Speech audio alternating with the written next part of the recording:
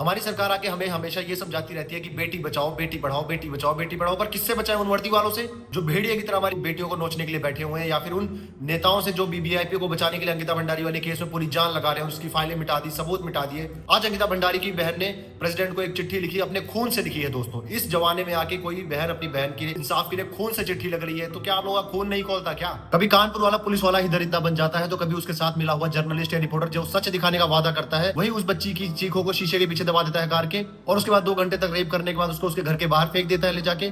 फिर तुम लोग रिपोर्ट नहीं लिखते हो। हर मिनट एक रेप केस होता है हमारे देश के अंदर दोस्तों। हर स्टेट में, हर राज्य में, हर सोसाइटी में, हर एरिया में एक रेप केस डेली रजिस्टर होता है। फिर उसके बाद कितने केस तो दबा दिए जाते हैं, कितने केस तो हमारे तक पहुंचते ही नहीं है। कितनी बेटियों को तो मार दिया जाता है जान से, किसी को नहर में फेंक दिया जाता है, किसी को जिंदा गाड़ दिया जाता है, किसी को जला दिया जाता है। दोस्तों, एनसीआरबी का डाटा है, नेशनल क्राइम रिकॉर्ड्स ब्यूरो का। मैं खुद नहीं बता रहा हूँ, सरकार का अपना डाटा है 2025 से 2026 का। इसमें सबसे ऊपर आता है राजस्थान 5400 प्लस रेप केसेस, फिर आता है Uttar Pradesh 3300 plus rape cases, फिर आता है Madhya Pradesh 3000 plus rape cases, फिर महाराष्ट्र 2900 प्लस रेप केसेस, फिर दिल्ली भी आता है इसमें। दिल्ली छोटी स्टेट है, फिर भी दिल्ली इसके अंदर आती है, जिसमें 1200 प्लस रेप केसेस है। दोस्तों, मैंने तो अभी सिर्फ 5 स्टेट्स का डाटा उठाया था दोस्तों, जिसमें ही 10,000 प्लस केस रजिस्टर हो गए रेप के। अगर मैं इनको साल में 365 से भी डिवाइड कर दूं, तो ये हर रोज के 30 रेप केस बन रहे हैं और हर घंटे के 2 रेप केस बन रहे हैं। अगर मैं बाकी के 24 स्टेट्स को भी जोड़ दूंगा, तो शायद हम 100 प्लस रेप केसेस पे आ जाएंगे डेली। तो मतलब 100 बेटियों के साथ बलात्कार हो रहा है सरकार के मुताबिक हमारे देश के। जो डाटा दबा दिया जा रहा है, छुपा दिया जा रहा है, वो अलग है। दोस्तों, हम दुनिया की चौथी सबसे बड़ी अर्थव्यवस्था या इकोनॉमी बन चुके, पर हमारे देश में बेटियां आज भी सेफ नहीं। मासूम बच्चियां, कोई 5 साल की, कोई 10 साल की, कोई 14 साल की, कोई 18 साल की, सबका रेप हो रहा है और सरेआम हो रहा है। सिस्टम